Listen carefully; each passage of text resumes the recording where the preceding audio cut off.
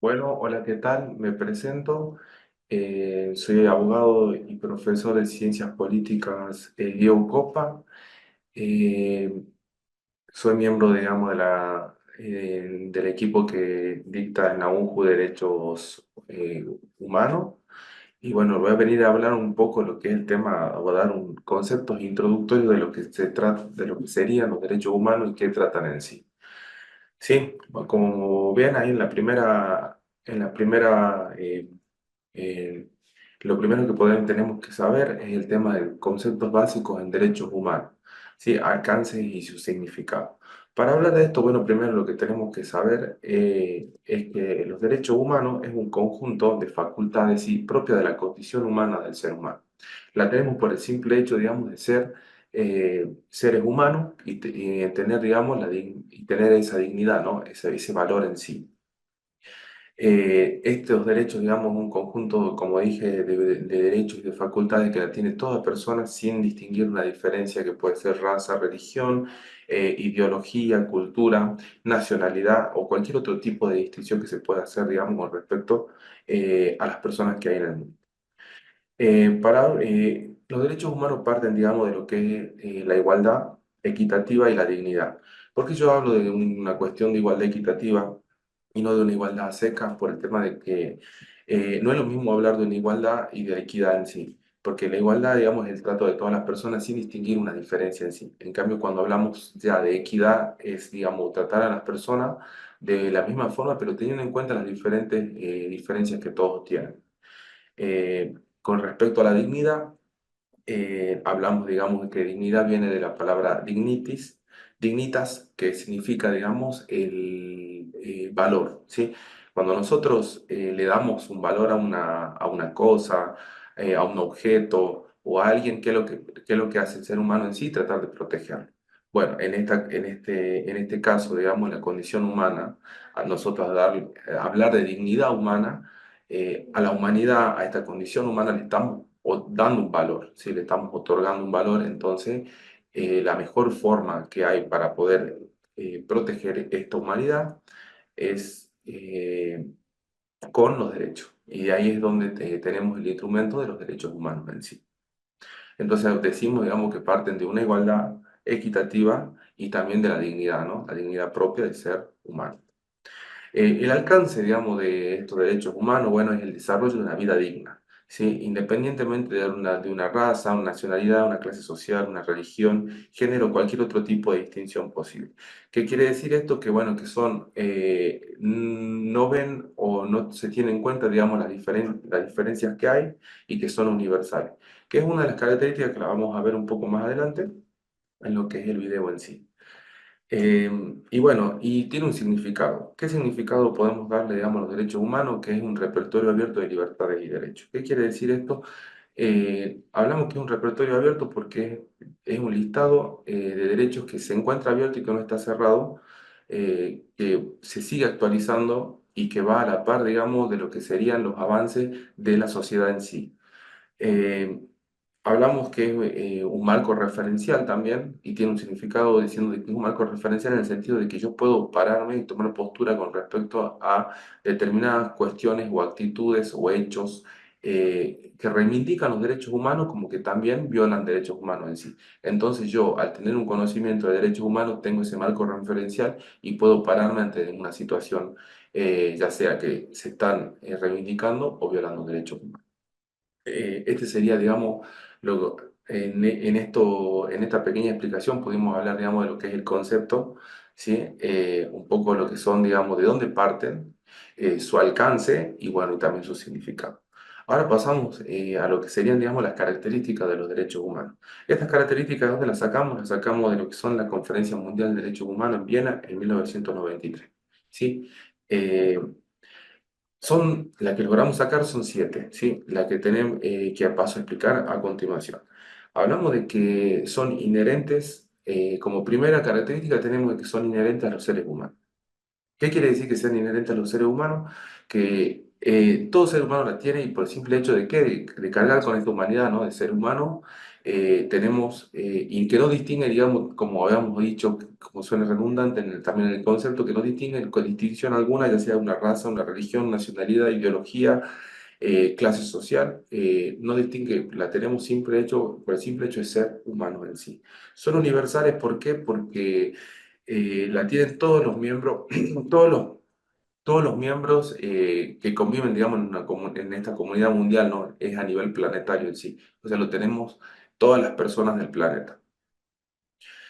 Son intransferibles, dice, irrenunciables e inalienables. ¿Qué quiere decir esto? Son intransferibles, irrenunciables e inalienables porque yo no puedo transferir, no puedo renunciar, no puedo renunciar a mis derechos humanos. No puedo decir, bueno, no, renuncio al derecho a la vida, renuncio al derecho, digamos, a la libertad física. No, no puedo renunciar. Y tampoco pueden hacer instituciones gubernamentales y otras personas que yo renuncie, digamos, a un determinado derecho. Y tampoco lo puedo transferir diciendo, bueno, a ver, a mí me falta un poco de derecho, de tal derecho, te paso este derecho a vos y vos me pasas este. No, no se puede, digamos, transferir tampoco los derechos en sí.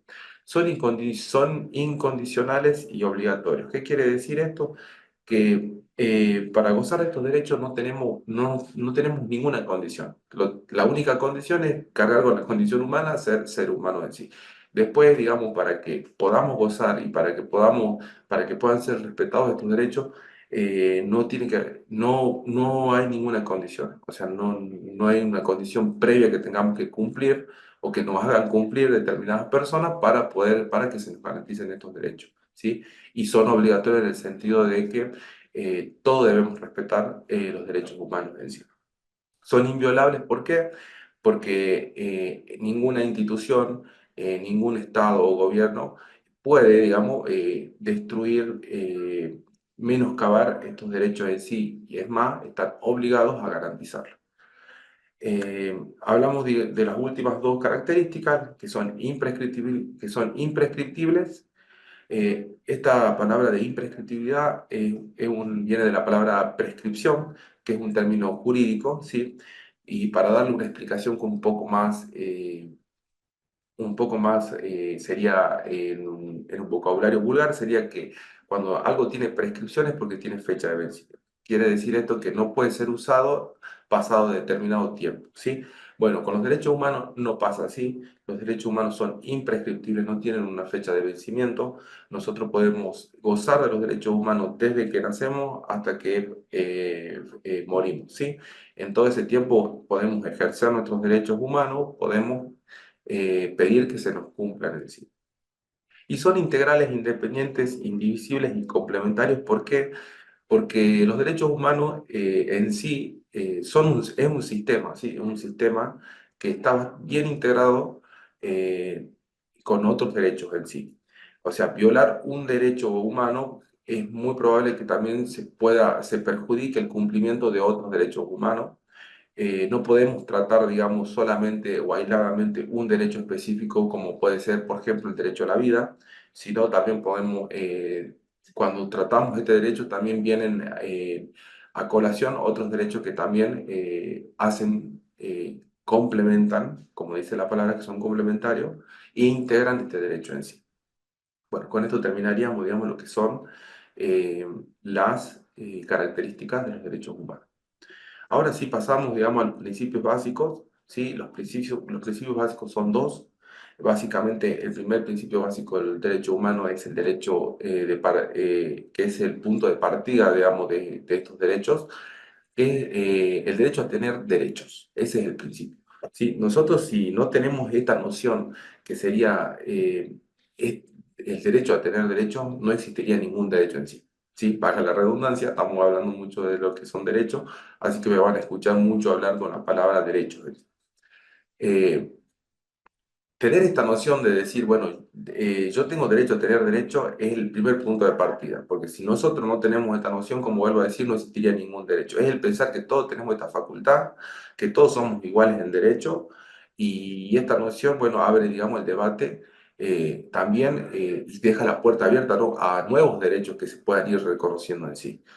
Y el otro principio básico es la equidad, que la habíamos tratado ya en su concepto, diciendo de que, bueno, que partían de la equidad, ¿sí? ¿Por qué? Porque como había explicado de grandes rasgos, digamos, la equidad no promueve, digamos, un trato igual, sino un trato igualitario en el sentido de que se tienen en cuenta las diferentes necesidades y también las diferencias que existen, ¿no?, entre las personas en sí.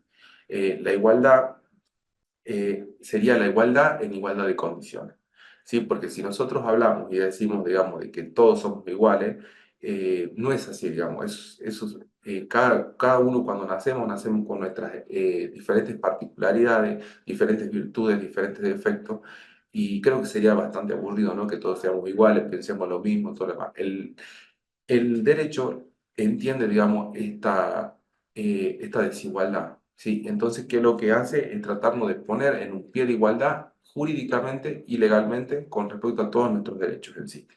Entonces, entendiendo de que todos no somos iguales, el derecho trata de ponerlo, digamos, en una base jurídica a todo y de ahí partir.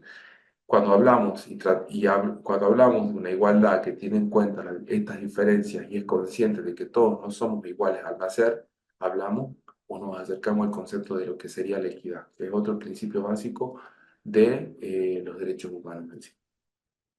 Bueno, una vez hablado de lo que es lo que sería, digamos, en los derechos humanos, eh, los principios básicos, por decir, vamos a hablar de la clasificación de los derechos. ¿Sí? La clasificación de los derechos humanos eh, podemos clasificarlos en cuatro. ¿Sí? Yo creo que bastantes de ustedes habrán escuchado, digamos, en la secundaria, cuando se hablaba, digamos, en la materia de formación ética y ciudadana, eh, los derechos de primera, segunda y tercera generación, ¿sí? Bueno, básicamente acá es la misma clasificación, solamente que le vamos a dar, digamos, ahora un nombre un poco más técnico, pero siempre identificando estos derechos de primera y segunda y tercera generación. Bueno, ahora paso a explicar, digamos, lo que son los derechos de primera generación, conocidos técnicamente como derechos civiles y políticos. Estos corresponden, digamos, a lo que son las libertades de las personas frente al Estado y autoridad. Estos derechos ven a las personas como individuos solos, ¿sí? Y con respecto a acá, podemos encontrar el derecho a la vida, el derecho a la integridad física, el derecho a un proyecto de vida, el derecho a formar familia, ¿sí? El derecho a un nombre, el derecho a la identidad, entre tantos derechos que existen. Y estos derechos se encuentran consagrados en la Constitución Nacional para poder buscarlos, digamos, en el artículo 14. Eh, con respecto a la siguiente clasificación, hablamos de los derechos de segunda generación, conocidos, digamos, técnicamente como los derechos económicos, sociales y culturales. Estos derechos son de contenido predominantemente social y tienen un objetivo que es la vida plena. ¿Sí? A la diferencia de los de la primera clasificación, que veía, digamos, al individuo como persona única, eh, los derechos de segunda generación ven al individuo como una persona miembro de una sociedad. ¿Sí? En estos derechos podemos encontrar el derecho al trabajo, el derecho a la salud, el derecho a la educación, ¿sí? El derecho a igual remuneración por igual tarea, a un salario digno, ¿sí? Todos estos derechos, para tener un panorama mucho más claro, si ustedes quieren buscarlo, están también consagrados en nuestra Constitución Nacional en el artículo 14 bis. Siguiendo con la clasificación, y ya para poder terminar con el video, tenemos los derechos de tercera generación, también conocidos como derechos de solidaridad o de incidencia colectiva. Sí, estos derechos, bueno, conciernen a la persona como colectividades humanas y tienen una doble dimensión, que sería la dimensión individual y la dimensión grupal o colectiva que se resaltaba tanto en los derechos de primera y de segunda generación en sí. ¿Por qué? Porque estos derechos, si bien puede gozarlo una sola persona como individuo único, visto como individuo único, también tienen una faz grupal o colectiva. ¿Qué quiere decir esto? Que si yo eh, produzco un perturbamiento o perjudico en el ejercicio de uno de estos derechos a una persona, es muy probable que también a otro grupo de personas también se vea afectado, digamos, con respecto al mismo derecho en sí. Un ejemplo claro de esto es, por ejemplo, el derecho al medio ambiente. Sí, en el derecho al medio ambiente, si yo perjudico a una determinada persona que vive en un determinado barrio porque le puse una empresa que contamina, no solamente estaré perjudicando a esas personas en sí, sino también a una colectividad indefinida que vive, digamos, alrededor de esa empresa que contamina. Es acá donde se puede ver, digamos, las dos dimensiones que maneja este derecho de tercera generación en sí. Y bueno, y para terminar, ¿sí? Con lo que es la explicación y todos estos conceptos introductorios en sí, tenemos los derechos de cuarta generación. Sí, los derechos de cuarta generación, también conocidos. Ah, y una cosa que me olvidé de decirles, digamos, con respecto a los derechos de tercera generación, estos derechos de tercera generación se encuentran consagrados también en la Constitución Nacional en su artículo 41, si ustedes quieren ir a verlo. Derechos, y pasamos ahora a los derechos de cuarta generación, que son aquellos conocidos técnicamente como derechos informáticos. Estos derechos informáticos eh, son nuevos, ¿sí? Son básicamente nuevos porque estamos atravesados, digamos, ahora en especial, digamos, por lo que sería el avance tecnológico y la digitalización y todo lo que son el manejo de redes sociales en sí. Entonces, nosotros avanzando como sociedad con respecto a lo que son las tecnologías, las nuevas costumbres, las nuevas modas, las nuevas formas de comportamiento que tienen las personas, porque también cuando nosotros interactuamos por redes sociales, también es una forma de comportarse y de tener un comportamiento en sí. El derecho no puede ser, digamos, ajeno a esta realidad. Entonces también tiene que venir a reglamentar, ¿no?, estas conductas en sí. Entonces están los derechos informáticos que surgen como derechos de cuarta generación. Entendemos de que una persona que no sepa manejar, que no esté introducido en lo que son las TICs, ¿sí? Eh, es una persona, digamos, sería considerado como un marginado social, porque todo está atravesado ahora por las tecnologías de la información y la comunicación en sí.